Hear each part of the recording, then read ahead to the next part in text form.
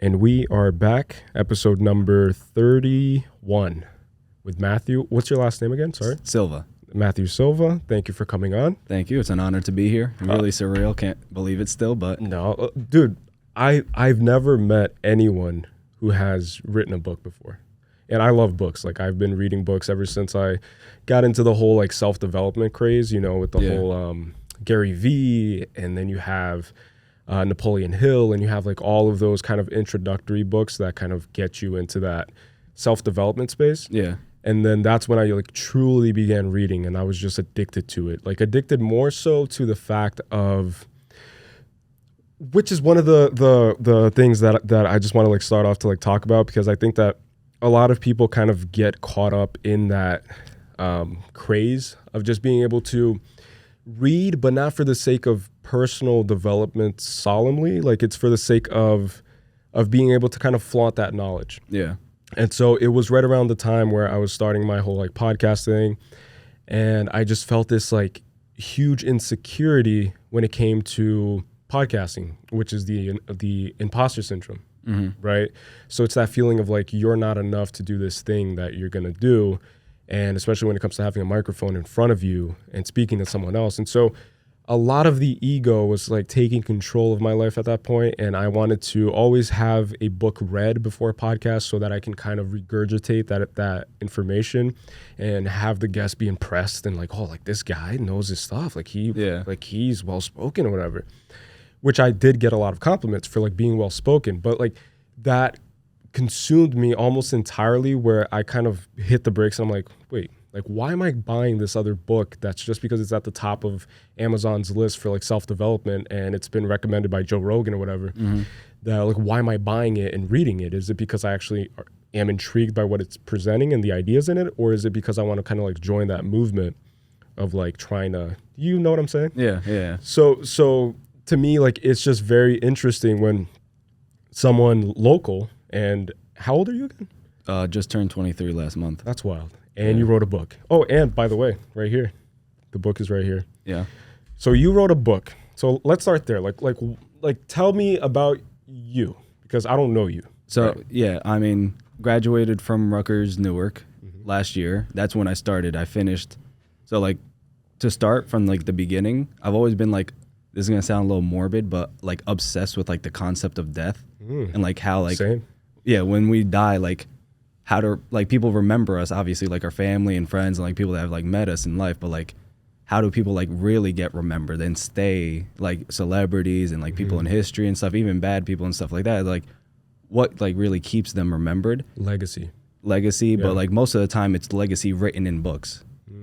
So like there's like there's controversies of stuff like, oh, like was like Jesus really like this, or like just like an example, like was he really white, or was he really like making miracles and stuff, or was it just like what's written down? Right. The interpretation of that event. Yeah. So like really the most lasting effect in like history has been books.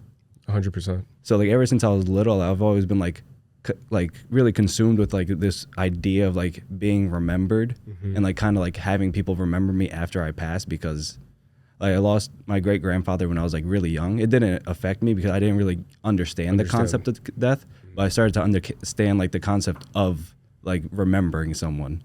Wow, that's a quote right there. Like, that's a bar right there. Oh, thank you. I mean, Yeah. but That's wild.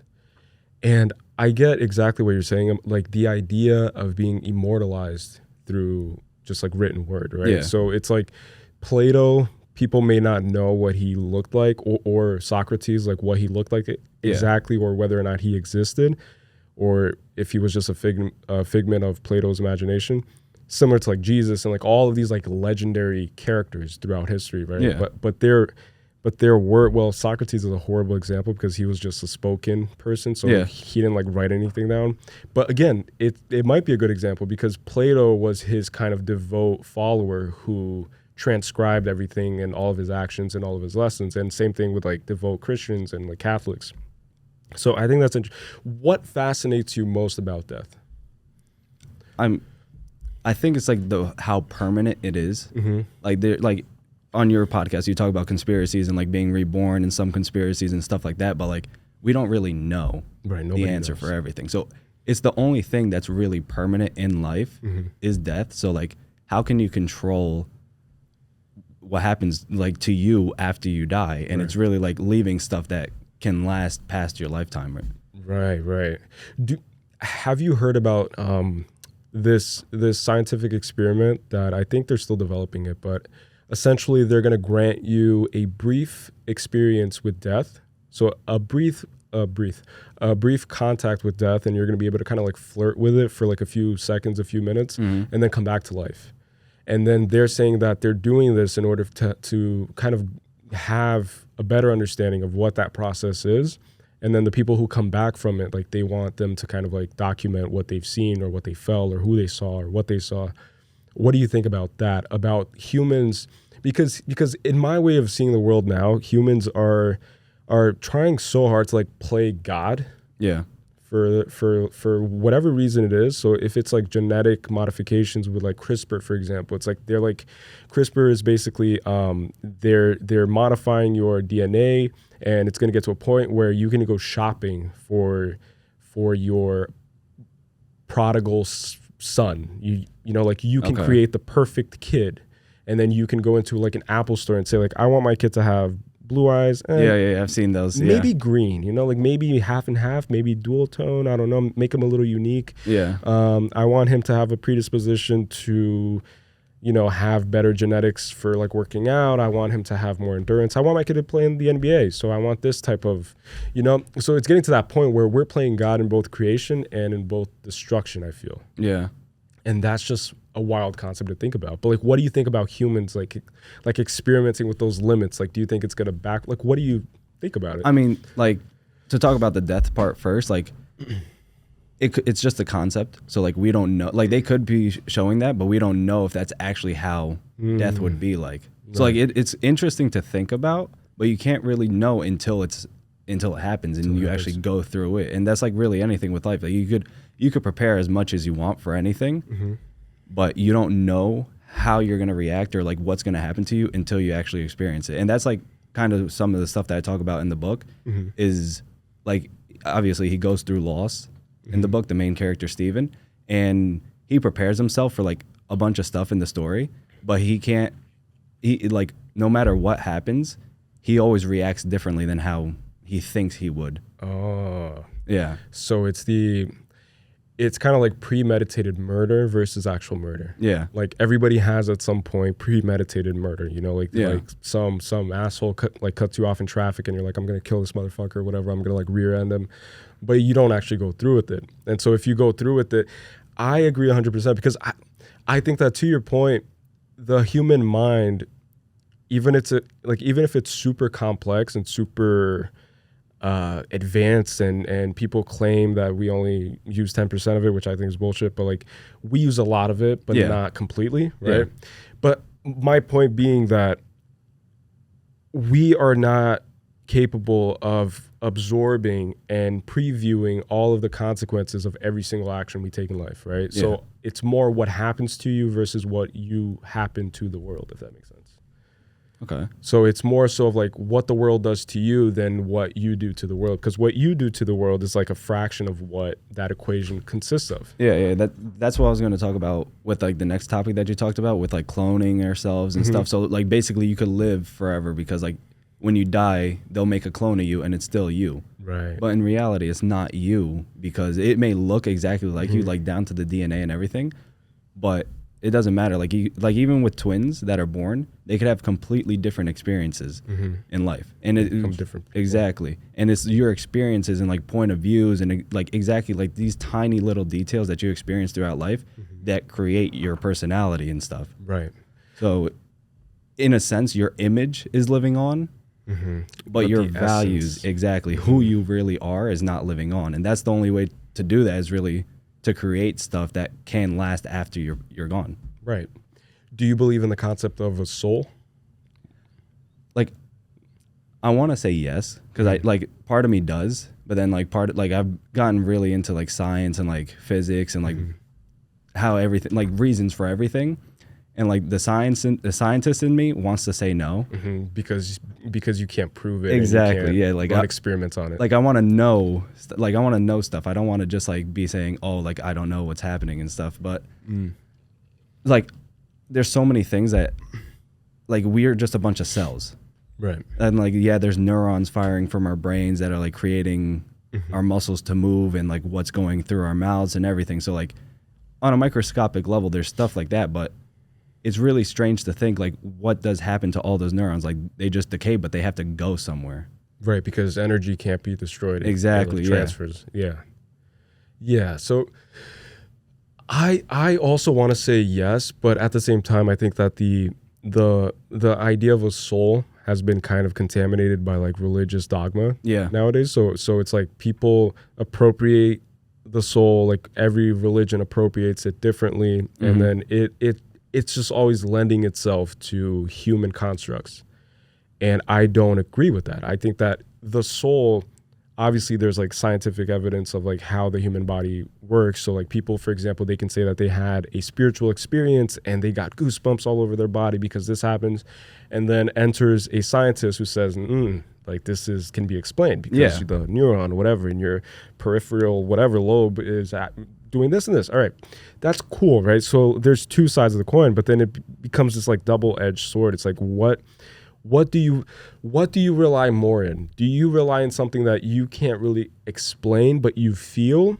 Or do you rely more in an institution that is trying its best to kind of grasp reality? I mean, right now humans, we don't know so many things. Like we know a lot, but there's so much more that we don't know. I agree. And like I feel like it's sort of similar to this. Like I feel like people can either believe in fate or you could believe in coincidences. So like even if it's like a small coincidence or anything, like every little detail and like experience that you have in life, it could be a result of fate, or it could be like a tiny coincidence, like, oh, it just happened to like meet this person at a coffee shop and then like we ended up falling in love and stuff like that. I choose to believe more in fate, which I know like science is probably gonna be like, no, it's just like a random, like the probabilities just happen to match up. I'm like, yeah, but like some probabilities are like infinitely large. Right. Like how insane is it that like certain things just fall perfectly in place? Yeah. And I've had a lot of moments like that. Exactly. And like before this, before writing this book and everything, I would say that I probably believed more in coincidence, but like there's been so many things that are like strange that have happened that like it's hard to not believe in fate. It feels like things are meant to happen. Yes. And again, to what I said before, I just got chills with that last statement that you just made, because it's like, I couldn't agree more. It's like when you're meant to go down a certain path, whatever it is that governs our existence, if anything, if it's the universe, if it's God, if it's Allah, if it's whatever it is, right, that governs our existence, which I think there is something, but I can't put a label on it. I can't put it in a box. I can't package it and then deliver it to you and say like, oh, like this is like exactly what it is. But whatever it is, when you're meant to go down a road, I think that everything kind of just aligns. And then when things begin aligning, you have to ask yourself, like, this is like aligning too perfectly for it to be coincidental, and you wrote a whole book, for example, right? And then now you're doing a podcast to promote that book. And you said that you never did a podcast before. So it's like this book is now granting you that experience. And then the book in of itself is an experience. And then now the podcast is the next experience. And then maybe something clicks in you during this podcast. And then you're like, oh shit, I think I'm going to start my own podcast. And then it's like, that's just because it's the path you're on. Yeah. So it's something that you can't control. And the funny part is that the hardest you try to control your outcome, the more miserable and frustrated I think you become. Yeah. I completely agree with all of that. Yeah. But like, it's like the tiniest things too that like can change what you were planning on doing. Right. Like this book, I've been writing it for like a year, and there are certain, like I've rewrote it multiple times now, and there like sometimes when I rewrote it took me longer than others, but I waited and like I just waited for like motivation and stuff, and like there are sometimes like if I didn't wait, there are certain aspects that I didn't know and I learned like recently that I added into the book. See, like stories and stuff that I didn't know about, but because I waited, I learned and then added them to the book, and they add like that extra layer to what's happening in the story, which increases the value overall. Exactly. So it's like I could have just forced myself to write nonstop, but what kept me from not writing? Like what kept me from like holding off? And then all of a sudden I learned this one specific thing that just automatically helps it so much. And with that one thing, you maybe wrote like a chapter, or like wrote like 2 chapters or 3 chapters. Yeah. Like just exactly. gives you that oomph, you know, like that like extra gas. Yeah. I mean, I don't want to spoil anything, but like there's a twist at the end of the book, and I didn't think about the twist until February. That recent? Yeah, and I've been writing this book since June of 2021. That's such a crazy thing for me to like wrap my head around. Yeah. All right, so let's just jump right into it then. It's like what led, without obviously like spoiling anything, but like what led you to like start writing a book? Okay, so I mean, this book specifically. Yeah, this book specifically. So, I mean, I always wanted to write a book obsessed with the concept of death and everything being remembered. And then I never really got around to it. Like I always like was busy and doing stuff. Like I've been working a full-time or part-time job since I was like 16. So I always have had school. Went from high school to college, and then in college I'm working throughout college and juggling stuff too. Exactly, yeah. So Mm-hmm. then when I graduated college, I only had work. So I'm working 40 hours a week, and yeah, that's a lot. But then when you also have school and you're like, all of a sudden you finish school and you're just working, and you have all this extra time. Right. So honestly, I got bored, and I like had already had a job lined up after college, but I started it at the end of August. So I started that job August 23rd, and I graduated June 6th. Like I was completely done with school and everything. So I had all this time. I was like, there's no better time to start something. To start something that I've been wanting to do for so long. So I was like, all right, might as well start writing this book now. Right. And my goal at the time was to just get the first draft done before I started my new position. So that's what I ended up doing. I had the first draft done. I actually went on a road trip from New Jersey to California and back last summer too. You drove the whole way? Yeah, me and my girlfriend drove the whole way. Wow. Yeah. How was that experience? Like, I don't mean to like sidetrack, but like, how's that experience? That was honestly, like, I recommend everyone do it once. I won't do it again.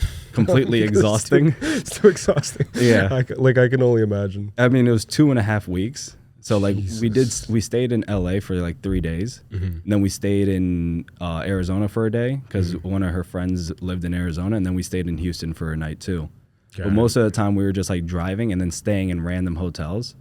And I just love driving too. It's like very therapeutic. Clears your mind a lot. Yeah. Yeah. So like for me, I had no problem driving the whole way. And like seeing how big the country is, it just puts everything into perspective. Yeah. Like I've flown places, but flying on an airplane is just like read a book or just sleep, whatever. Yeah, it's completely different. Like all of a sudden you just close your eyes and you're there. But driving there and like actually going from state to state, you see how big this country is. You meet so many different people. It's just insane. Yeah. Like putting everything into perspective, really. The world becomes much bigger than just New Jersey. Yeah. Basically. Which is a wild thing to think about, is how many people never leave a certain town in a state. Yeah. Much less, travel across the whole country. That's crazy. But like to your point then, it's like what then in that free time, and so you already knew that you wanted to write a book, and then you had free time, and then what clicked in your head? Like how did you to find this story? Yeah, like death and into, because like I don't know much about the book, but I know it's about mental health, and it's about a guy who struggles to deal with it, and so he deals with it in like outwardly in like a violent way, because he deals with the constraints of society at the end. Yeah, but like people don't see that he's struggling with mental health, which is, I feel like most people, especially men that struggle with mental health, you don't see it. Yeah, you can't tell. And that's why I tried to make like the most like noticed in this book is that like he seems like a completely normal person. I tried to make him as normal as possible. And like one of the biggest things for me was like not talking about his race. And like my editor hated that. He was like, this seems like a good point to bring up like his skin color, like what race he is. To make it more relatable, Matthew, we got to sell books. Yeah, here, and I was you know? like, no, I don't want to talk about his race, because I feel like any man or person too, like I chose to do men's mental health, like talk about men's mental health, because like I'm a man, I don't know any trans person's mental health or like woman's mental health. I don't want to talk about something that I don't really know about. Yeah. So I feel like for like a first book, I felt to talk about more something that like, even like I haven't experienced most of the stuff that he's gone through, but I feel a lot better positioned to talk about what Steven goes through in this story than say if it was a woman or a trans person. Right. And I really actually like the idea of having an outline that's quote unquote generic, but generic in the best way possible, because like just like you said, it encapsulates men. Yeah. You know, and it's not like specified. It's not like you specified this like character that you're trying to like make relatable to like everyone, you know? And I really like that. I also like this like play on, I think this is like the sun, right? The moon, and then there's like a little sparkle star. Yeah. So what does this cover represent? Like, what's your interpretation of the cover specifically? I'll just hold it up right here. So that is actually a creation of an artist. So and I'll just like put the image of the cover. Okay, yeah. But yeah, so I mean, to go back to like how I came up with the book, and like I don't draw. I can't draw for anything. I don't even know how to write. Like I was a C student when it came to English and literature. Yeah. So like writing a book is like a big task, especially for like people that know me. They're like, like really? You wrote a book? I remember you sleeping in freaking English class. Yeah, like most people, they're like, oh, are you writing like a fitness book or like a nutrition book and stuff? Because I was like big into nutrition. I was like, no, it's like a literary book. And they're like, oh, yeah. Well, like, so like I knew my strengths and weaknesses. So I had to get people to help me with that. So I hired a professional editor to like make me actually have a decent book instead of like the garbage that I wrote the first time, really.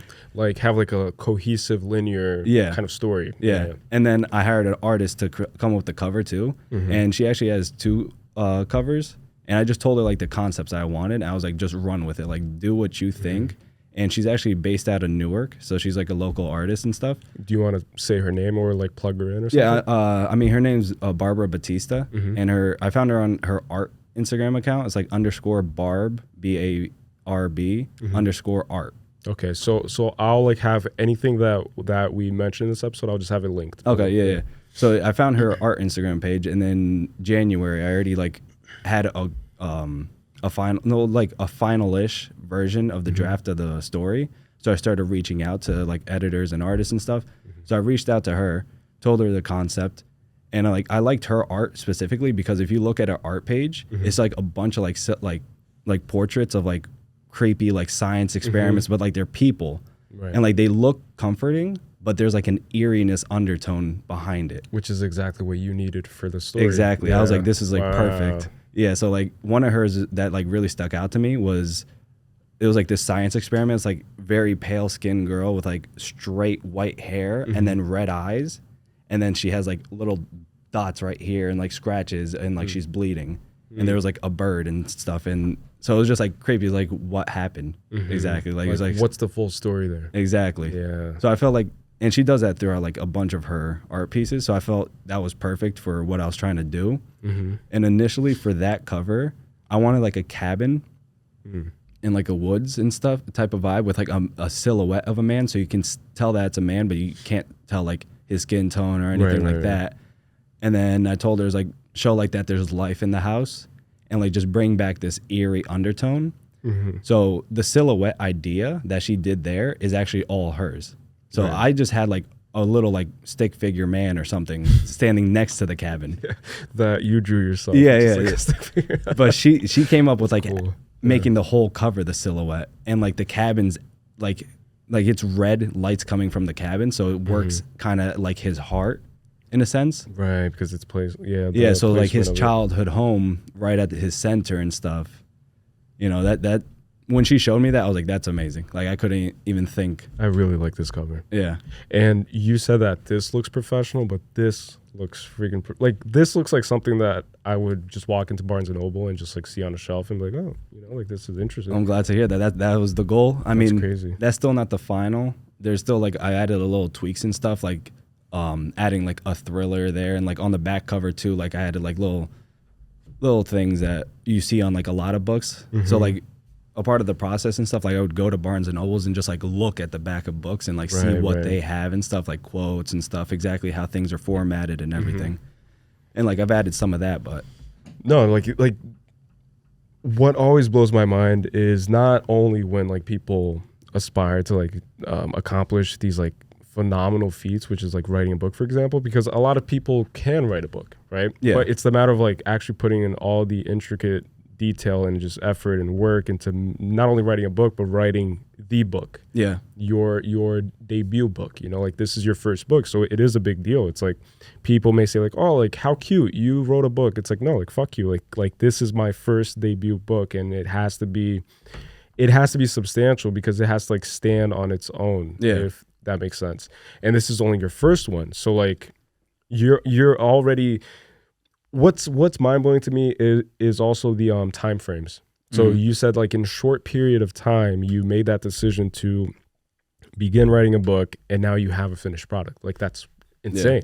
That's crazy, you know. And not many people have that. And also I'm not just like jerking off your ego, for example. You know, I truly mean that, because, and this is gonna sound a little bit like self-absorbed maybe, or like narcissistic, quote unquote, but like I feel like I also kind of share that quality in that if I have an idea, if I have a concept, if I have an aspiration, I give myself like 5 seconds to like act on it, you know, because if you just like talk about like, oh, I want to start a podcast one day, like I really want to do it. It's like, no, like, all right, so what work did you put into in order to like plan and like understand the market, study podcasts, study books, at like Barnes and Noble, and like getting to know, you know. So it's like really, really, really impressive. Well, thank you for that. I mean, I try to recently I've learned this a lot. Like people have been complimenting about this and stuff, but I don't take compliments too well. Like I always feel awkward. So thank you. If I'm a little awkward, I'm sorry about it. But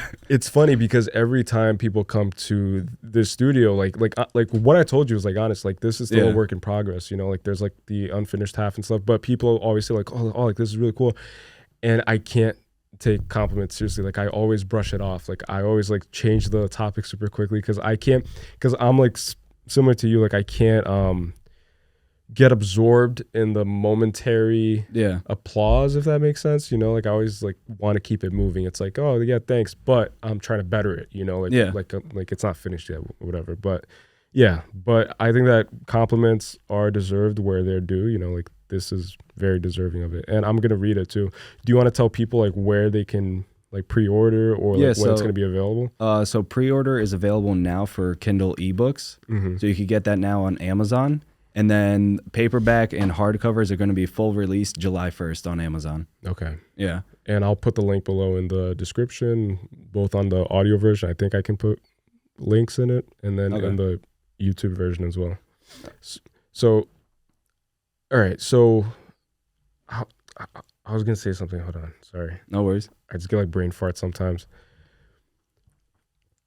Oh, okay. So the way I see anyone who creates art, it could be a painting, it could be a drawing, it could be music, it could be a book, it could be like any form of art. I think that every form of creation or of the creative process lends itself to art, right? Like you are an artist because you wrote a book.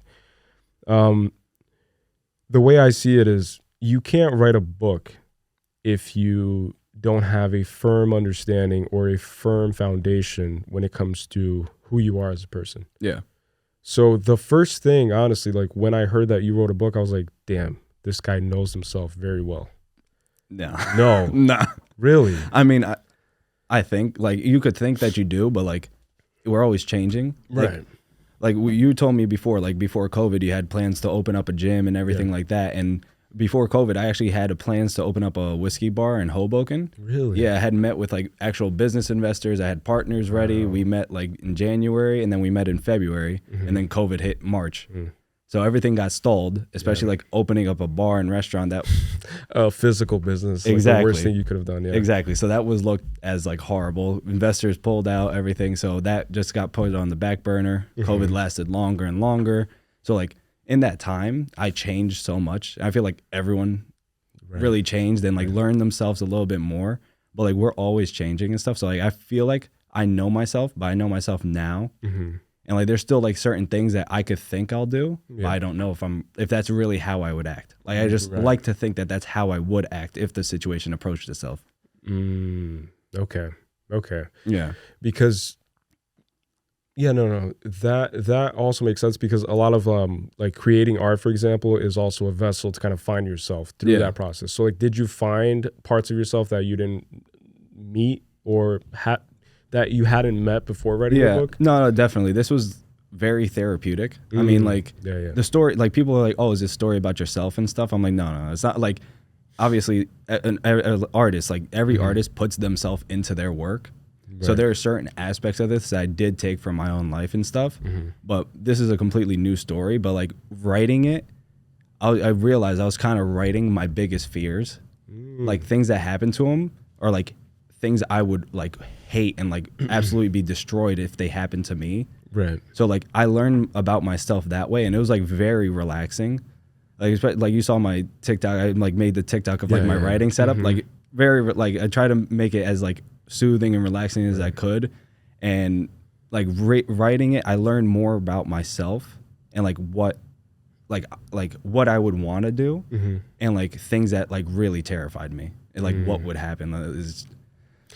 Do you believe in like vulnerability? Well, obviously you do, because that's what the book's about. Do you believe in vulnerability? What do you think? Like, what value do you think people get from other people's vulnerability? And the way I'm gonna try to make that make sense is because just like you said, right? So like we could just like segue into like mental health in general, but especially when it comes to men's mental health, I feel like there's obviously this taboo connotation that people apply to any man who even remotely expresses his like feelings and like his emotions. One great example of just a video that I recently watched that Spotify put out, I think like an hour ago, about like Kendrick Lamar's experience in like Ghana. Kendrick Lamar's latest album, I don't know if you're a fan of like hip hop. Yeah, I've listened to it. Yeah. One of my favorite albums to date, I think. It's like phenomenal, and I keep re-listening to it every single day. But they asked him like, this is your most personal piece of work, right? And then his response was, it's my most present. So I think that that's what, especially men like nowadays in this current zeitgeist where everything's like fast paced and everything's like, you know, it's get that bag and like fuck bitches, make money. It's like this culture that's just, it's just contaminated by like expediency, right? So like people can't pause, especially men. Like you don't have the right to pause and be sensible about anything. Yeah. And so when you are sensible, it's seen as like a sign of weakness. But what I view as a positive thing is that we're now gradually transitioning, and I don't know if you feel the same, but we're like transitioning into this like new world where it's okay to approach feelings, if you're a man, in a more truthful manner, if that makes sense. Yeah. So like toxic masculinity is now a term, you know? Yeah. And I think that it's a necessary conversation. It's like a lot of men just walk around and just like suck it up, and they'll go into the bathroom and cry secretly and then walk out and just like, no, like I have to go to work, you know? Like I'm not a pussy or whatever. So yeah, I don't know if there's a question in there. Like, is there a question in that? I mean, like, I understood exactly what you were talking Yeah. about. Like, I think that is a crucial part of society, and I feel like I wanted to be really careful. Like when I was talking about this book, about like talking about like the dangers of toxic masculinity, because it is a term, but I feel like it's such a controversial term. Like a lot of men see toxic masculinity as not a real thing, because like sometimes it talks about like little like subtle things that men do or like often do, and they're just like, you know, like we don't really mean to do stuff like that. Like it's like saying manspreading is like toxic masculinity, and like sometimes men subconsciously do it, but they don't like mean to do it. Like they don't even see that they're like encroaching on someone else's space. So like I feel like a lot of men feel personally attacked when people use it in that context. But like in the context of this book, when I'm talking about toxic masculinity, I'm talking about those exact like concepts. So like you have to be a man, like you can't talk about your emotions, like you have to provide for your family and stuff like that.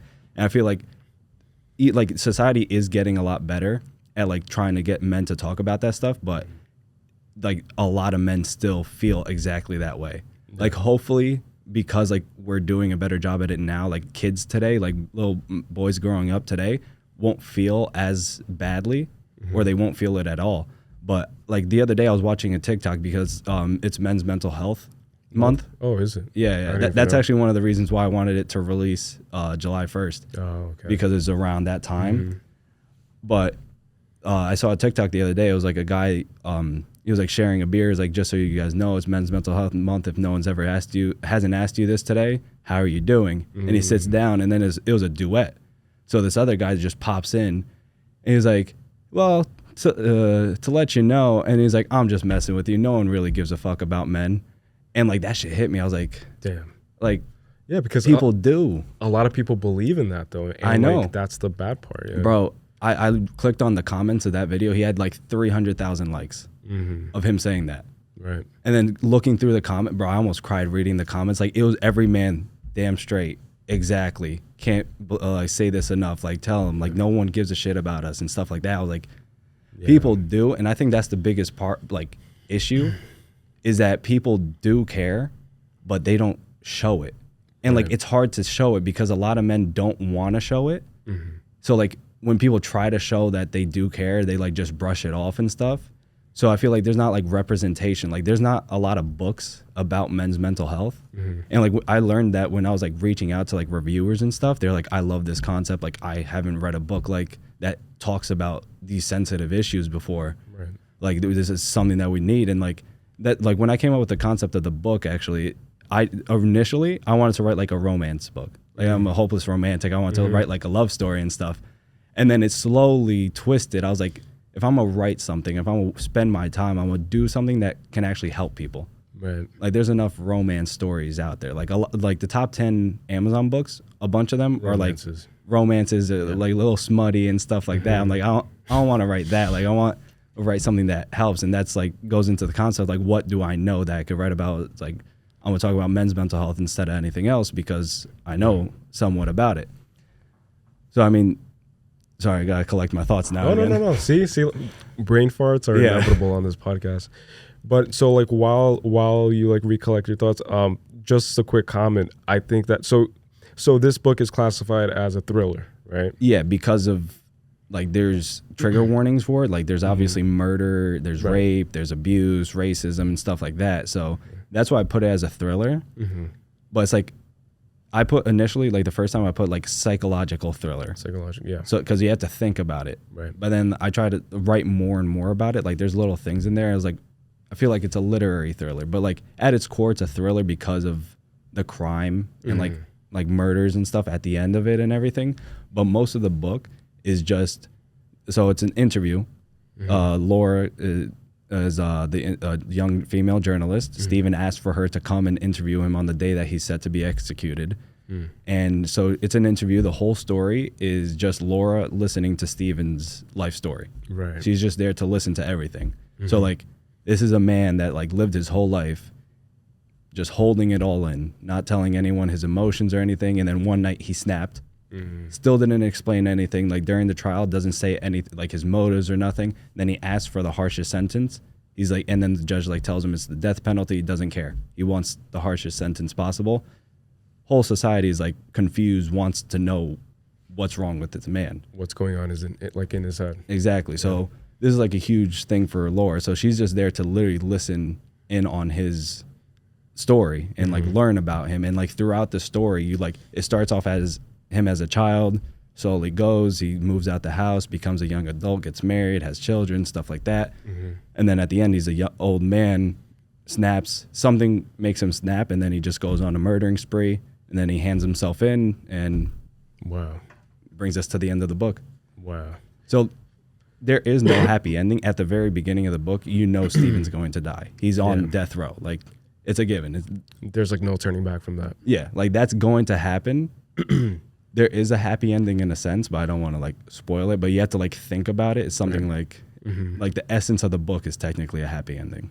Which those are the best books for me personally. It's like I don't like it when authors kind of try to how to explain this. try to like force feed you Yeah. these like interpretations of the ending. Like I love the concept of just allowing the reader to kind of like connect his or her own dots. Yeah. And then just take away whatever you take away from the story. I think that it's a brilliant idea to classify this as like a thriller versus like a romance novel, because just like you said, since it's a book kind of tailored towards men, unfortunately, like you'll have to play the game, if that makes sense, within the current framework of what most men operate within. So it's like most men are gonna like walk right past the romance aisle. It's like, I'm not a fucking softie or whatever, you know. And I'm a hopeless romantic too, so I'm very in touch with my feelings. I'm very in touch with the romanticism of just life, of just love, of just all these things. I love all of it. But like most people are gonna walk right past it, and then they'll see like a thriller. It's like, oh, thriller, you know, like hardcore, whatever. And then so it's just easier for you to kind of like reach that audience. And I think it makes perfect sense. As far as that, I was gonna ask as well. It's like, well, it's not asked because again, like this podcast isn't an interview per se. It's like a talk, just talking, a conversation. It's just like talking. So I'm gonna stop saying that. Like I was gonna ask whatever. I'm just gonna like talk, and then like if you have something to say about it, like you feel free. Okay. I'm still like getting used to this whole podcast thing, especially after like a year off. And yeah, so the way I see, how am I gonna like package this? Hold on. So I think that creativity is nature manifesting itself in us, in like us humans, right?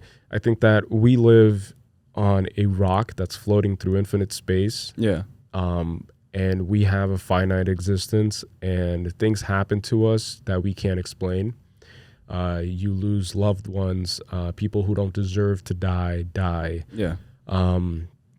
Catastrophes happen, financial disasters, your life changes from living in a castle to living under a bridge in the snap of a finger. Like nobody understands what life is. Yeah. And so to me, the act of creating, for example, the act of resonating with a poem, if your life is all roses and just happiness all the time, champagne popping, and you're on this like clout nine 24/7, you are not inclined to kind of relate yourself to art. But it's when, sorry, no worries, I just have these like burps after drinking coffee. But so it's not, how do I put this? It's only when you're at your like worst moments, when you have to kind of like desperately, like you're desperate in the search for meaning, and art lends itself for that.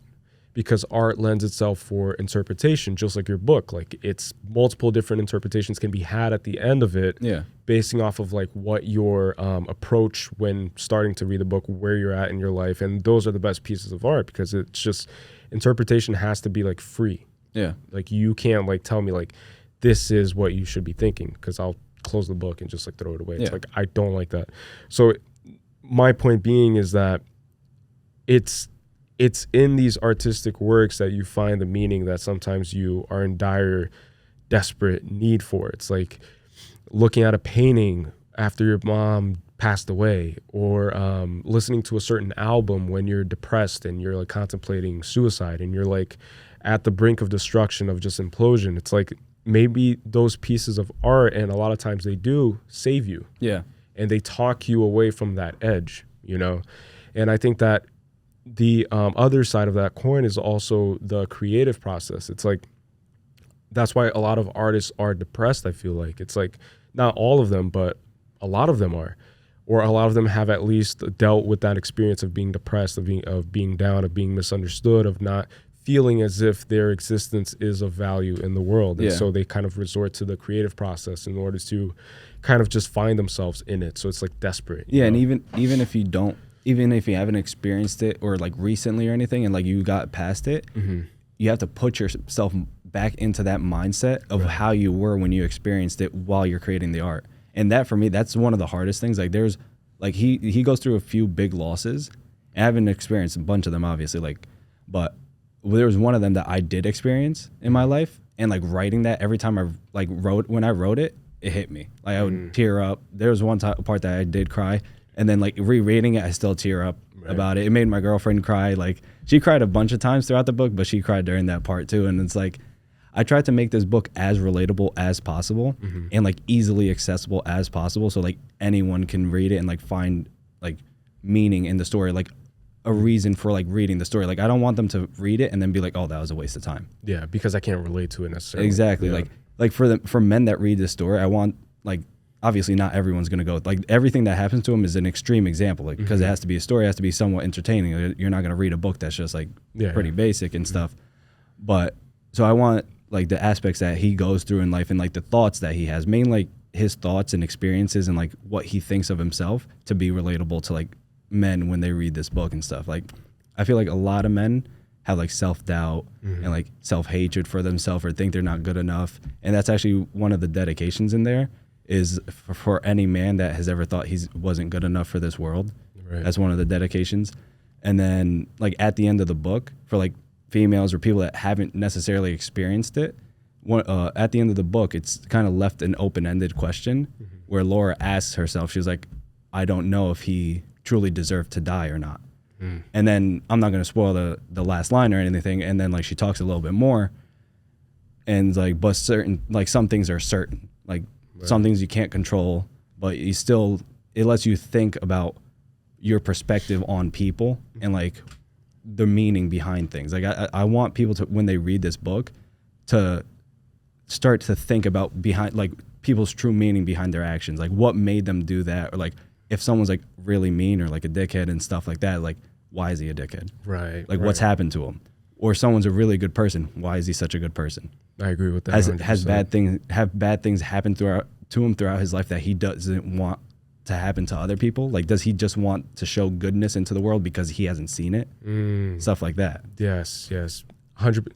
People are an amalgamation of the events that kind of preceded them. You know, it's like you are a walking representation of not just who you are today or who you were yesterday, but who you were for 23 years, you said? Now 23, yeah. For 23 years. So, like, that's what I'm getting here. Like, that's what I'm sitting across from. I'm not sitting across from your label, Mathew Silva. Like, that's not who I'm sitting across from. I'm sitting across from Mathew Silva, who, like, served as this, like, vessel for these experiences. And that's what makes a people. You know, like, people are more than just flesh and bones. And I think that that's just very powerful. And I think it was Sigmund Freud. He talks about how everyone has the ID, the superego, and then the ego. The ID is the primitive aspect of existence. So everybody's primitive in a lot of senses. Like you have to resort to kind of your ancestral ways in order to eat and fulfill these like primal needs, right? Essentially. And then the superego is superimposed on the individual, and it's generally commanded by society, right? And that's what a lot of men kind of like are subjected to, you know, like you have to carry that weight, not only of yourself and your primitive needs and your personal needs, but you also have to carry the weight of the needs of everybody around you, because you have to provide, and you're the provider, and the needs of society and the what's the word, and the standards that are set for you, that are preset. So even before you're born, like these standards are fixed and like carved in stone, essentially. Exactly, yeah. And then the ego is what everybody also has, but the ego is like struggling constantly to find balance between the ID and the superego. It's like, is there balance to be had? And to my point, it's like, do you believe in balance? Yeah. You do. Yeah. What does balance look like, especially in today's society where people are workaholics, people are, you know, trying to be productive, and it's like filming themselves being productive. It's that culture. Like, what's your opinion on that? I mean, I think everyone finds, it's like hard to find balance, obviously, but I feel like eventually things will balance out. Like if you're going 100%, like always working and grinding, you're going to crash. Right. Like it's regardless, it's going to happen. Even if it's like you fall asleep on a Friday night and you just wake up Sunday morning. And you just feel exhausted and tired. Exactly. Like you're going to crash eventually. Like, and I've experienced that myself. Like there are times like when I was in high school or college and working the whole time, like there are certain nights I would get home, don't even remember falling asleep, but I'd just wake up and the next day and I'm just like, damn, like I didn't get to experience anything. But be honest, those are one of the best sleeps though. Oh yeah. It's Oh like yeah. passing out. Yeah. It's passing out, you don't even remember it, but it's one of the best sleeps you'll ever have. Yeah, but like that just shows you like there's balance to everything. Even if you're gonna exhaust yourself, you're gonna die. Like you're gonna need to take that break to build back from the exhaustion. Right. And then the opposite is the same way. If you're just always laid down and laid back, you're gonna end up having like building that motivation. Even if you don't work on it, you still will have like a need to do something. Right. You know?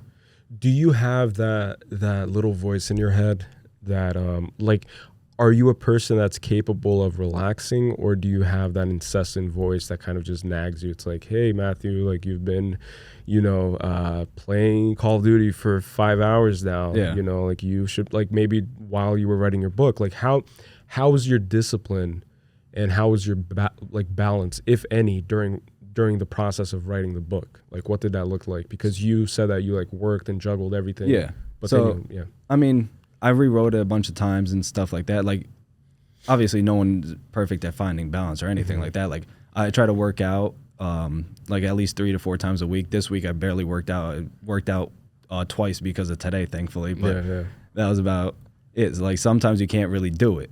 So you try to find balance, and like I feel like routine is probably the best way to do it. Right. Building habits and stuff like that. So I would always try to like write I would try to write at least 1,000 words a day. Which, I mean, sounds like a lot, but like once you get into a groove in it, like I was able to write like 1,000 words an hour, but then sometimes those 1,000 words, like I couldn't use like only 400 of them. Right. So sometimes writing 1,000 words could take me 45 minutes. It could take me 2 hours. It really depends on the quality, but like it all comes down to like finding the balance. Like you said, like I would have to sit down and like schedule time for it. And I also had to find like time for myself too, to find motivation. Like I said earlier, like there are certain aspects of things that I only found to add into the book because I took that time for myself. Right. Like I was relaxing on TikTok or watching YouTube or watching a movie and stuff like that. So I tried my best to like make sure that I have some downtime during the day so I could do something that I enjoy and just unwind and like give my brain a little break and stuff. And then I did try to write every day, but I didn't. There was a lot of days that I didn't write. There was like some weeks. Which is normal, yeah. But like you just go into a drought. And like in that time, you're like doing things. And when you do things is where you can find inspiration. Exactly that. Because I think that one of the reasons why I took a 1-year hiatus from doing the guest segment of the podcast was also that feeling. It was like, obviously COVID too, but I was feeling overworked to a point where I wasn't experiencing life enough to kind of share it with another person. Exactly. Yeah. So it becomes repetitive, and I found myself editing podcasts, and that's why I told you before our episode there were certain things that I would just rather say before the episode because otherwise it gets like repetitive. Yeah. But it was just getting to a point where almost every single podcast I found myself talking about the same things and having the same opinions and the same outlooks on like certain things. And like when you're a host on a podcast, like you kind of command and are responsible for the subject matters kind of, and for like obviously we like bounce ideas off each other and we can like segue and like derail, and like that's the fun of it. But the framework overall, I guess, is like up to you to like decide. And so if you're mundane and you're just stagnant in your beliefs and you're like hunger for like knowledge, or for example, like I just recently got back into reading, like I've been trying to get myself back into reading. I've been trying to carve out at least an hour, for example, and read maybe like 1 chapter a day, and then like slowly like take it from there. Because my problem again is I'm just a like perfectionist at my core. Yeah, same here. And so to me, it's like I'll like think about like, all right, so if I read 1 chapter a day, I'll finish this book in like 1 week or 2 weeks, or like depending on how big that book is. But in my head, it's like I like quantifying things and then just like counting how many pages that book has and then trying to divide it by 5 days a week and trying to be like, no, I'm gonna do 1 book a week. Yeah. And fuck that. I don't care if I'm like tired, because there's no balance. It's like I'm gonna do that because then I'll feel accomplished when I'm finished with this book, and then it's 1 book a week. But it's not like calm. No, yeah, I've done the same thing, and like I feel that what you were just talking about, like having things set out, like you could do that and then like you go force yourself to read every day. Yeah. But I feel like there are times that you do need to step back and like do other things, and like you could learn, and then say you take a break from reading a book halfway through and then you come back and then you have a new perspective. So you're reading that whole second half of the book with a whole new perspective, and you feel like you're gaining so much more from that book. And the book now has a different meaning to you because of it. Exactly, because of that break that you took and all the things that you did during that break and everything that you learned, the new experiences and all that. So I feel like that does add into like the whole concept of like finding balance and stuff. Like you do need to take time for yourself and like do certain things, because you could just push stuff. Like you were saying, like you could just have like a podcast every week, but it could get repetitive. You're going to run out of things to say. That's exactly what happened. You know, you need like you could do that, but it won't be the quality there. The quality will slowly start to decline and decline, and then viewers won't come. Like viewers and people are like obsessed with like the quality of a work. Yes. And to do that, I feel like you need to experience things and have the balance and like take time for yourself and learn everything, you know? 100%. Because at one point I was trying to fit in 2 to 3 guests a week. Mm-hmm. And just scheduling it and just back to back, and then just kind of burning myself out with the editing process. And that's why like now I want to do a guest podcast every weekend, because weekends are usually more chill for like both parties. And also like I'll like right after this episode, for example, I'm going to already like start editing it in order to like free up my day tomorrow, for example. But then if I have to edit tomorrow, like so be it. So it's like it's all like about finding balance, just like you said. It's like slowly getting yourself to a point where, all right, so I have like 1 week to live life. Yeah. 1 week to watch a mind-bending movie that shifts my perspective and outlook on life. Read a book that's just mind-blowing and just surprising and just like makes me reevaluate my whole existence. And then when I have the next guest on, it's like I'm a different person because of that. Exactly. And then the episode feels different. And then it's like, oh wow, like, and I think that that's what Joe Rogan does a lot. Yeah. Because he's just constantly doing like all these things and listening to audiobooks, and he's at the top. So if he's a person that's doing all this extra work and who has found balance, and obviously his financial conditions grant him that freedom to hire Jamie, to like hire editors, you know, like, and do all of it for him, and all he focuses on sitting down, which is what I want to eventually get to. But still, like, he's putting in the work. Yeah. Like, that's a necessary thing. I feel like. I feel like one of the things I like about his podcast too is he has like repeat guests. So he'll have people come back after like a certain amount of time, but he'll always check in and like talk about stuff that they talked about in the last one and like get their new perspective, see if anything's changed and stuff. See if it evolved. Exactly. Yeah. 100%. And that's like definitely what we'll do too. It's like I've been trying to do a repeat episode with every past guest, and I've been like slowly reaching out, because I've done like 30, but like really like 29, because Ferdinand was like recently. Mm-hmm. So like those 29 guests, I'm gonna like try to like, you know, and then fit them in, and then like try to get new guests, and then just start creating that momentum where also getting like new perspectives and experiences. You know, so this is the first author I've had on the podcast, and that'll be honor.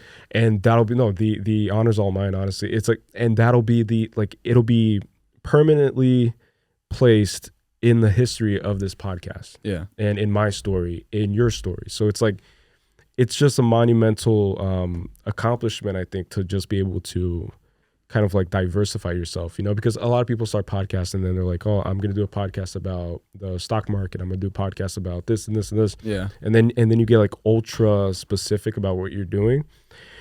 And I think that takes away from who we are. Like, we're just like multifaceted people. You know? I mean, that's still like surreal. And like, I'm still living all this like brand new. So like hearing you like talk about me as like an author. No, right. Mind blowing. Like, right. No.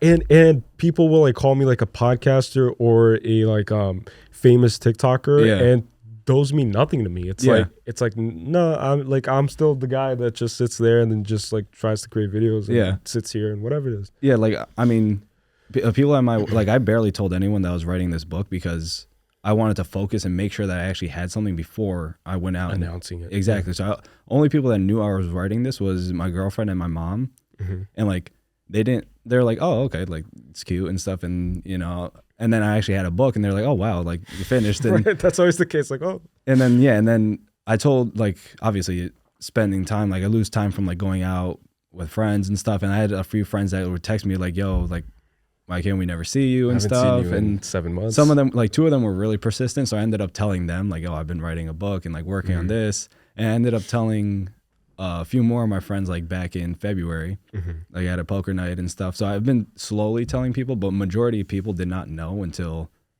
the beginning of this month, right, when I like created a whole like Instagram for it and everything.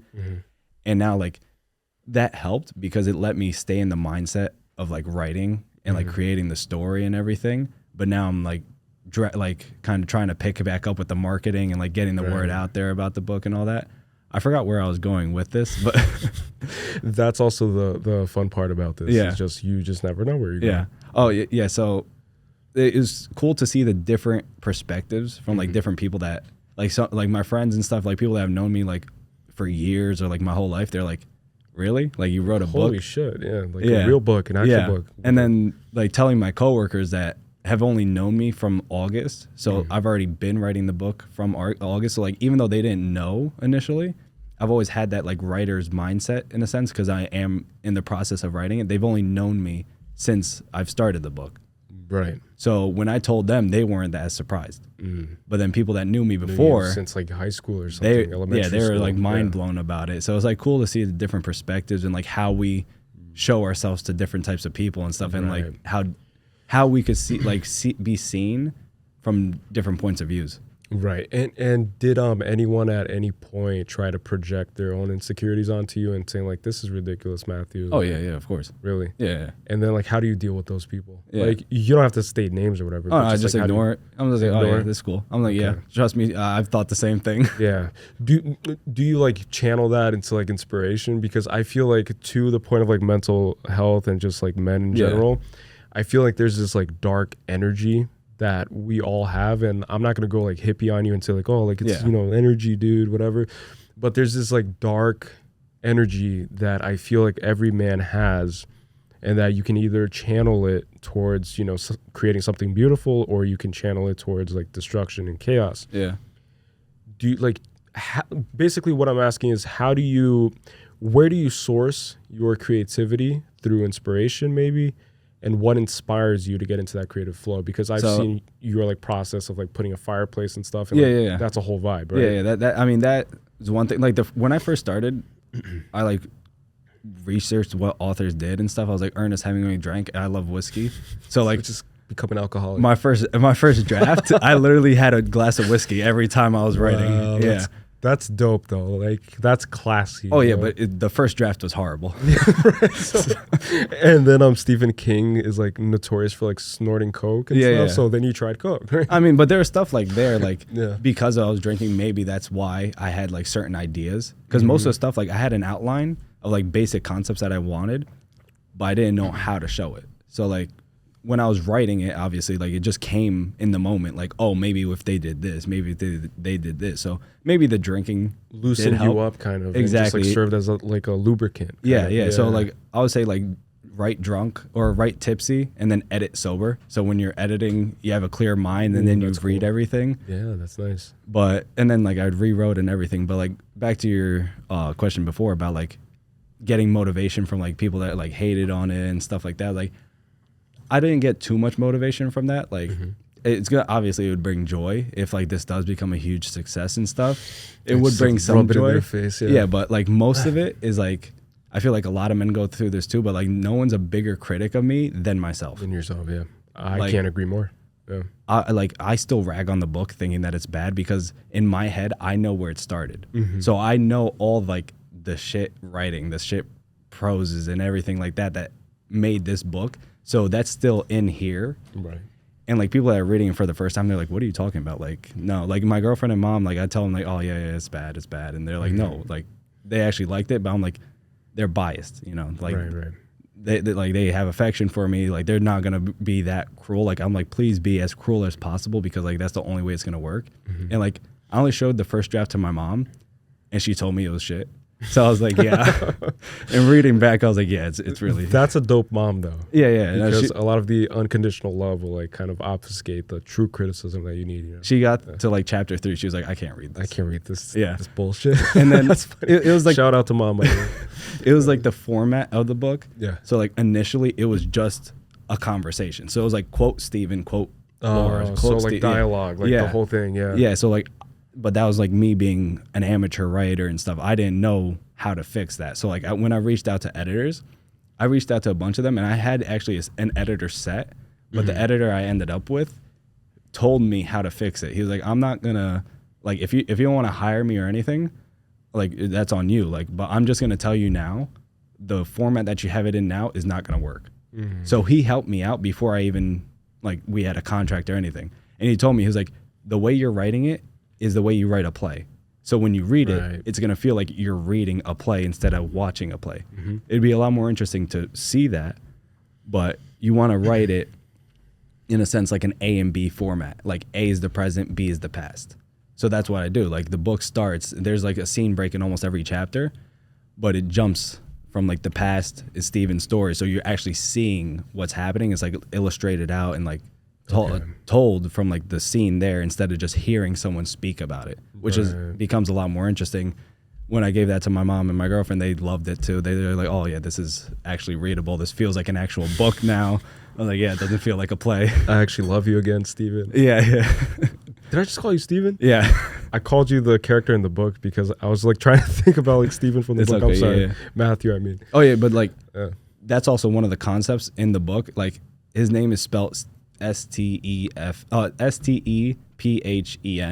And like that's one of the like this is just one of the mental games that like he has to go throughout his life. Is like some people pronounce that Stephen, some people pronounce it Stefan, some people pronounce it other ways. So like it's like he can't get his like people can't get his identity right. Yeah. So in a sense, he like that's an added factor. That's really smart, actually. Thank you. I mean, like everything in this book. It's really interesting. Like you said, you're a perfectionist. I'm a perfectionist too. So like everything that's in this book is done on purpose. Like there's a meaning behind every little thing. Like I don't want to say they're Easter eggs because they're more depressing than exciting. Like Easter eggs are exciting when like you see them. Yeah. But like in the back of the book, like you see Stephen's age. I'll just give like an example. He's 69 years old, and that's a statistic from like men's mental health and like suicide rates. And 69% of suicides in the world from 2020 were men. Wow. Yeah. So I mean, and like that's including females and trans. So it's not like the other 31 were female. Like there's also trans people and stuff like that. So like that large of a percentage were just men. Wow. And then there's other little Easter eggs and stuff, but I don't want to talk too much about it. But so what you're saying is that you put actual effort into writing this. Yeah, like everything that's in there, there's like a meaning for it. Like nothing was kind of useless. That's wild.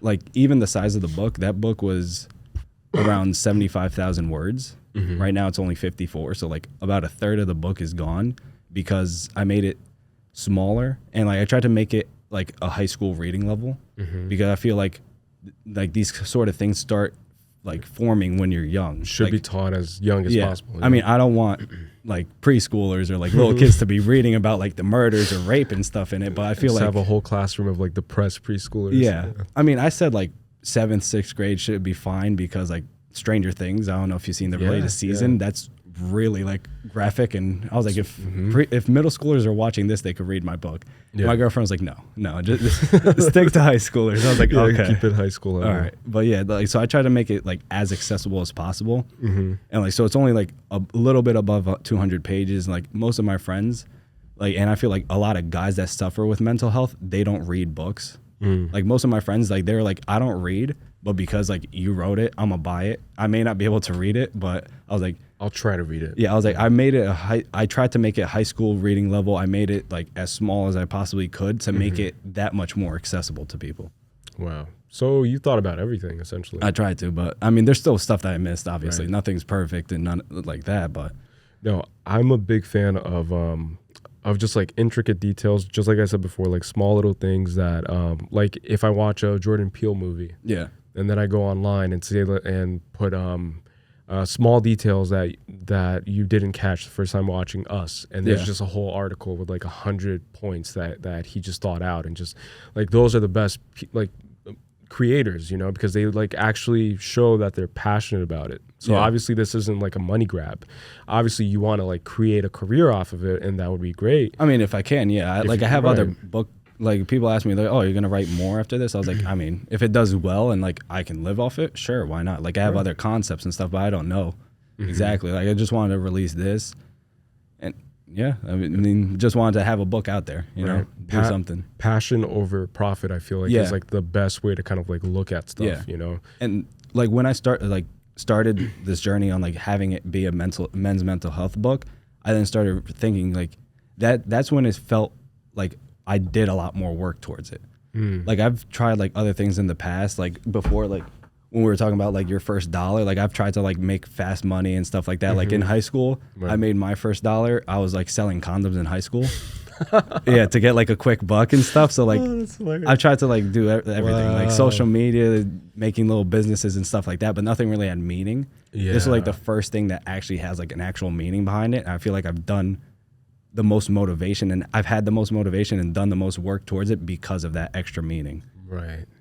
Isn't that a wild like come up story? Like when you inevitably have an interview with like New York Times, maybe for this book, maybe for your third, fourth book, whatever it is, and you're just gonna like say that and say like, oh yeah, like you know, I went from selling condoms in high school to now I'm like a best-selling author. You know? Oh, bro, that'd be insane. I hope so one day.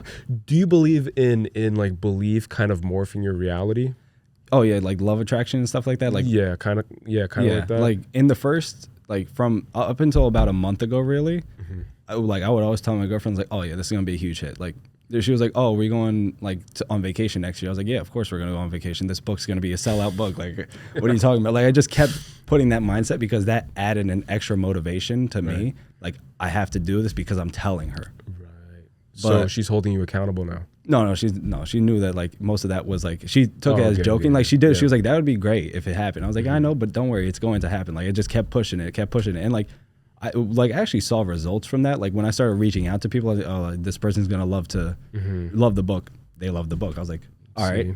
So like it did work, but like, I feel like in the past month, like now that I've actually told people, now the self-doubt is starting to creep in. Yeah, but don't let it I know. It's hard, but like it's super hard. But but at the same time, I think that it's very important and it's very powerful for you to just you know like talk your shit, quote unquote. You know, like say like, no, like I want to be one of the greatest authors to ever come out of New Jersey. Oh, I don't know about that, but I mean, if it happens, it happens. Say it, believe it, and just fucking do it. What I would say my goal is to be like a Renaissance man, you know, right? Like just be a jack of all trades. Just like do both. Like I write a book, but then if this book gets produced into a movie, I would love to play as Steven because like it's like from his like mid 20s and stuff. Yeah, because I feel like no one else would really be able to like display that, encapsulate exactly. Like who would be better to the person who created it? Exactly, like the person that knows the actual character the best.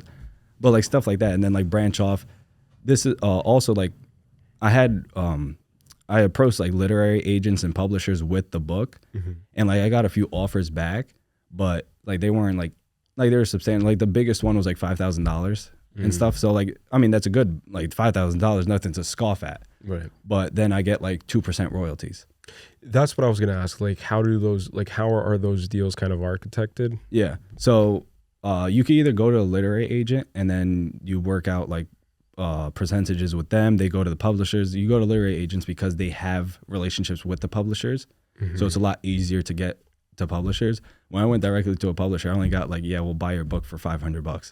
I was like, all right. Buy the concept of it. Yeah, the whole thing. Wow. And then they're like, you'll get like 2%. Well, no, they're like, you'll get 5% royalties, but you don't get royalties unless you cover up that initial check.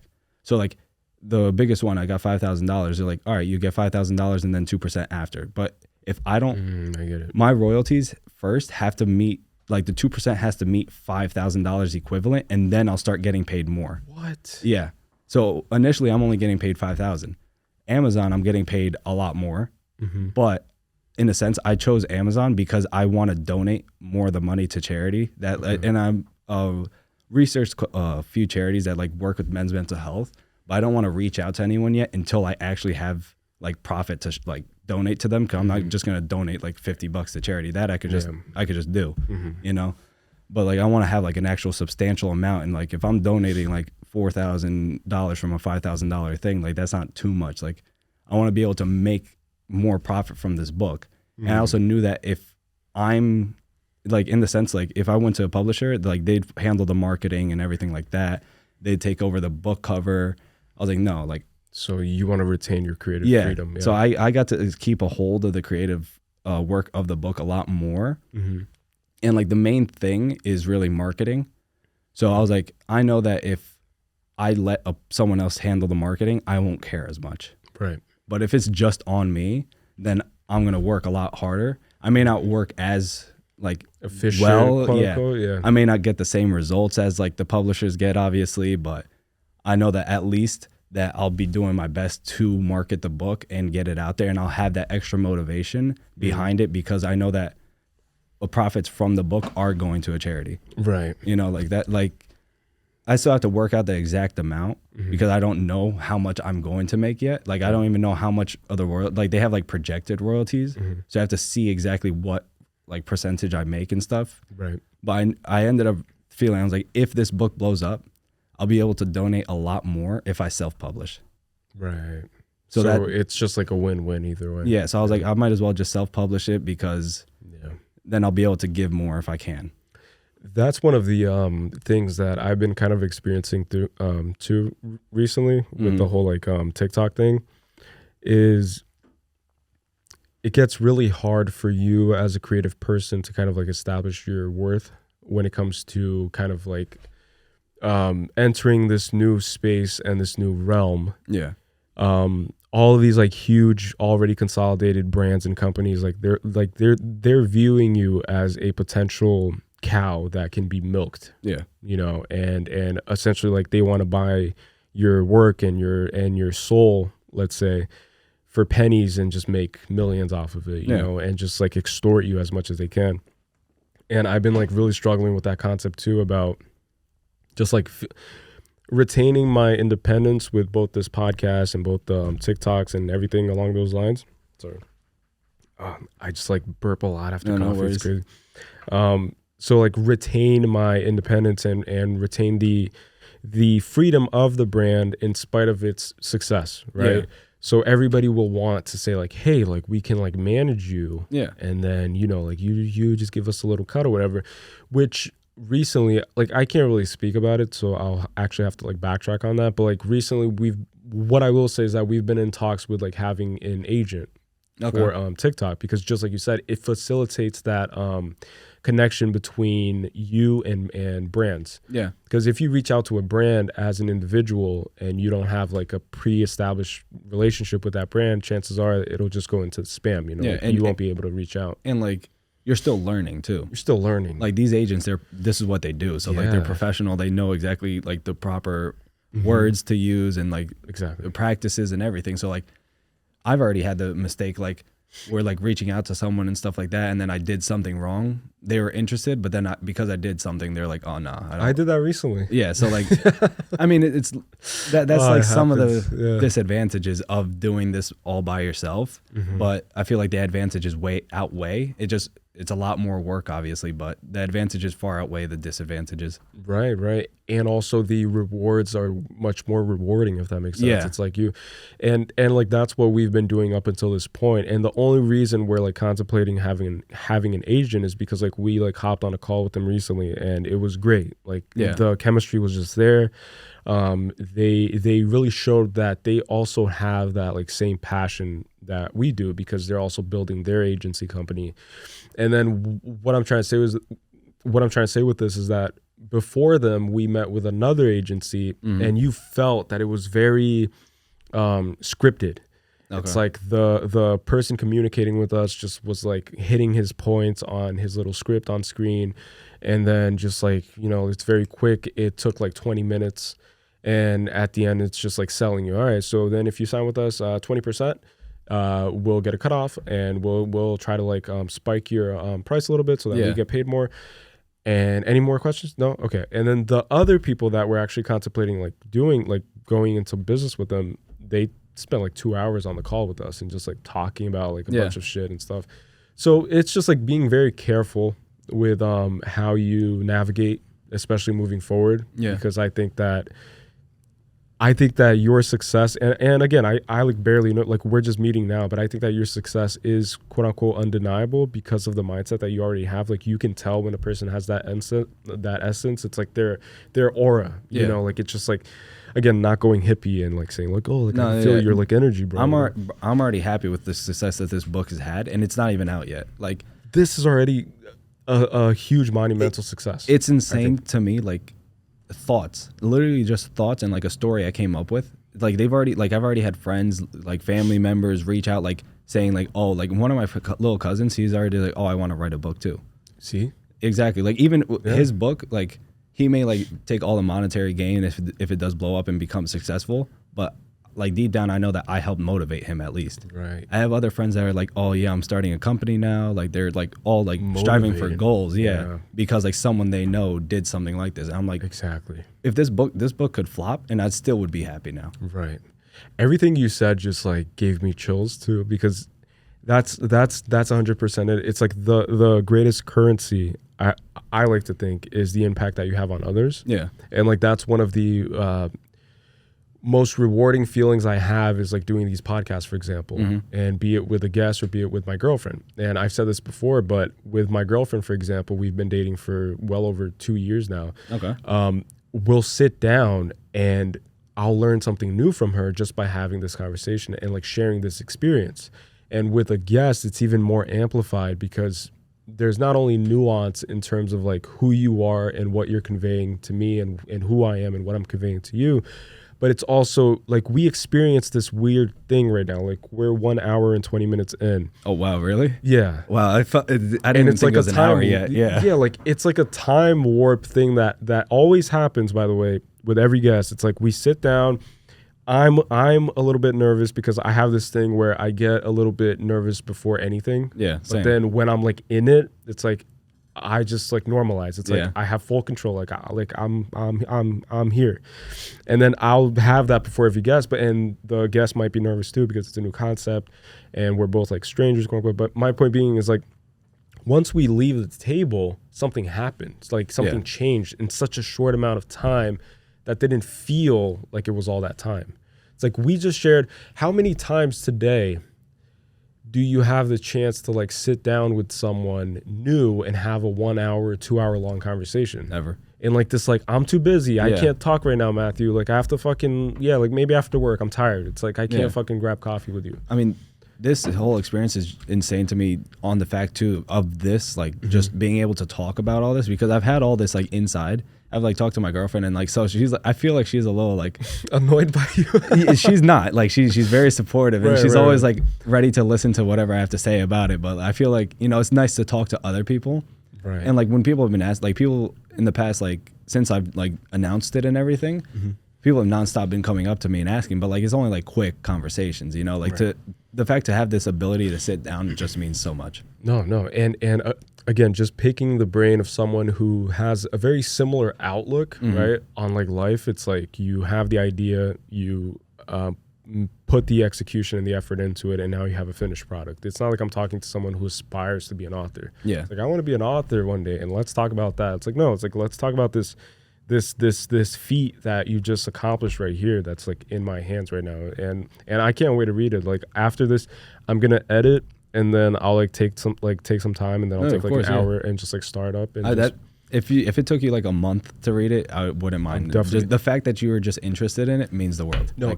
And another thing too that I want to just like let you know is that on TikTok, there's a way to like post stories. Okay. So I'll be like posting frequently, like every other day or like every like twice a week at least. I'll be posting this and just like getting people to like click on the link and then maybe go to like Amazon, and then I'll add the link to the link tree until it releases and stuff, and just like get people kind of interested. And even if they don't like buy it, for example, like they'll at least like see it, And I think that like seeing something that you created is already like monumental. It's like, it's great, Thank you. I mean, like I try, like there's a lot that I was like I had in my head now to say, so I'm like trying to pick what exactly to say first. Mm-hmm. I mean, getting a book done, it means a lot to me, but like in this concept, like I've always like in my mind, I've always like been on this journey, so it's not as insane. Like a lot of people look at they're like, oh my god, like you got a book that like my friend yesterday, he was like, you wrote a book. I was like, trust me, I had that same mind. Like there's a time where like I finished and I was just laying back. I was like, I actually just wrote a book. Like it hit me like how like insane it was. But like I try, like the thing I hate the most is like being a hypocrite. Like I don't like telling someone to do, like I'm gonna do something and then letting them down. Yeah. That's why I felt like I had to tell like someone. So I told my girlfriend and my mom, because like then that motivation of not letting them down, because I already told them, even though they really probably wouldn't have cared if I didn't write the book. That just helps it. Like I have a Tesla, but people think like, oh, you have a Tesla because you know you have money. No, it's the complete opposite. I got a Tesla because I can't afford for gas. Like I'm saving more money now because of it. But like I told people that I was gonna get a Tesla, and they looked at me like I was insane. I was like, no, I'm gonna get it eventually. I got it. And then I told people about the road trip too. Like I was like, oh yeah, I want to go on a. You took a road trip in a Tesla. Yeah. Oh, that's why I would not be able to do a road trip with gas. That's cool because they have a lot of like posts now, right? Like places where you can like recharge stations and stuff. Yeah. It was like every 200 miles about. Okay. Yeah.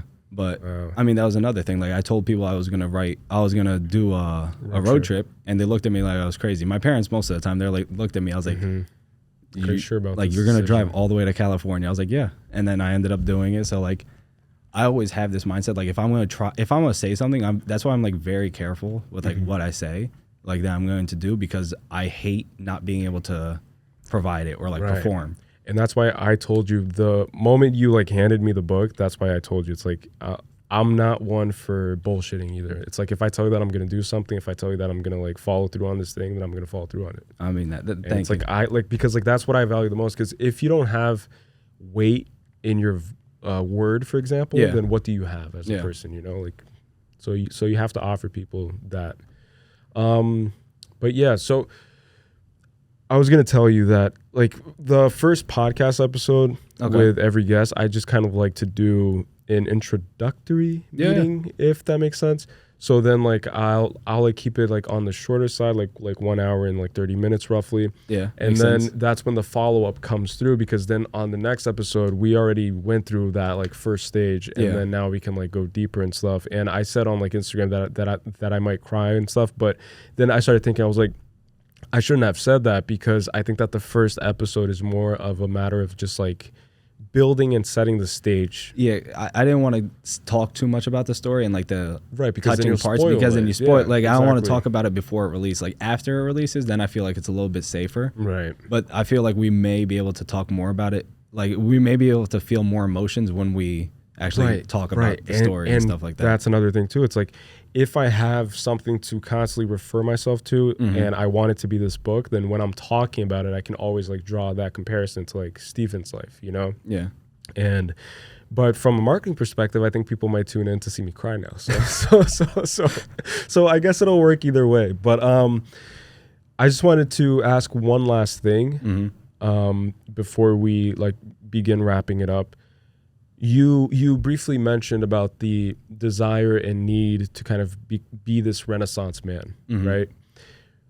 What other things do you have? Well, no, like I don't want to ask that, because you just said that you don't like to like talk about like doing things and I also like have the same approach, but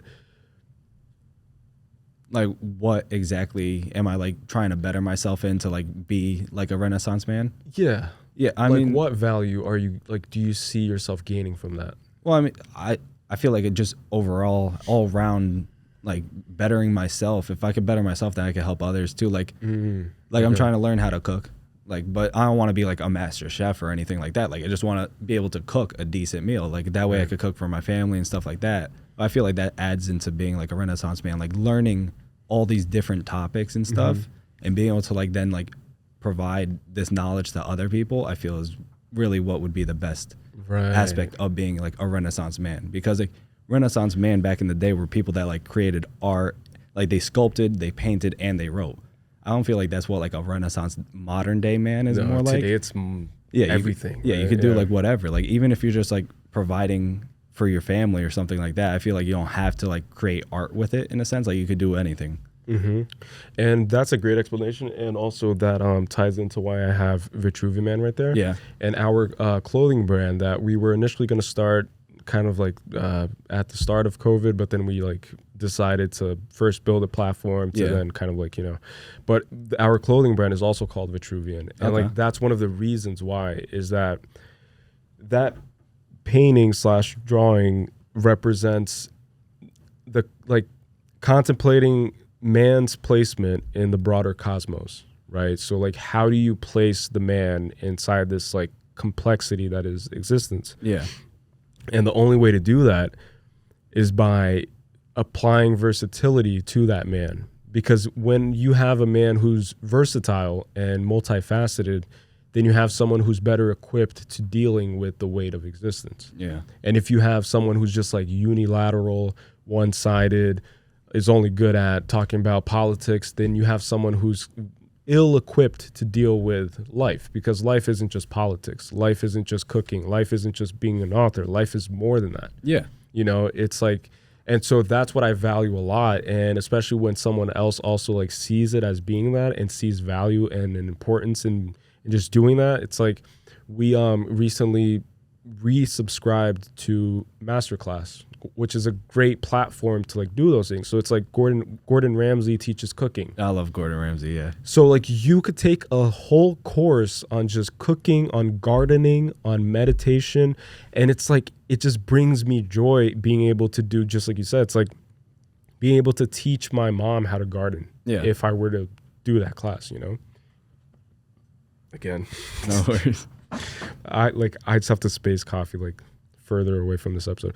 But yeah, so that's, I think that a lot of people, if they gain anything from this episode, and I think they'll gain a lot, I think that being just multifaceted and then believing in your ability to follow through with whatever you set your mind to. Yeah. Like writing a book, cooking. So on our next podcast, you'll bring a 5-course meal and we'll try it on air, and then I'll critique it and I'll like spit it out just like Gordon Ramsay does. Yeah. And says, That sounds good. Awful. Call me an idiot sandwich, You idiot. What are you? All right. So at the end of each is there anything else that you want to say before? No, I feel like we touched on, that's at like the top of my head. If anything, I'll save it for the next episode. All right. So don't forget to pre-order.